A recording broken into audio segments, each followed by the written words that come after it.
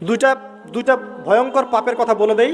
এই দুইটা পাপে যারা আসক্ত হয়ে আছে তারা তওবা করে ফিরে আসলে পরেও সারা জীবন তাদেরকে এটা সাফার করতে হবে।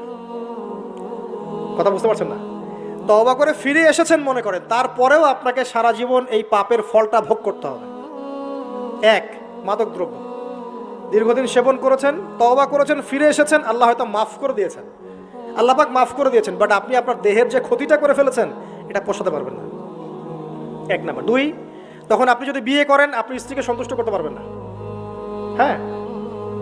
দুই নাম্বার হচ্ছে এই যে গোপনে যুবকরা যে পাপটা করে, মাস্টারবেশন, যেটাকে আমরা বলি হস্তমৈথুন, এই পাপ যেসব যুবকরা করছে বা করে, এবং অ্যাভেলেবেল এই পাপটা সবাই করে, কারণ এখন পর্নের যুগ, পর্ন দেখলে তো আর কোনো উপায় নাই, তখন তো এই পথেই যেতে হচ্ছে, নিজের উপরে নিজেকে জুলুম করতে হচ্ছে।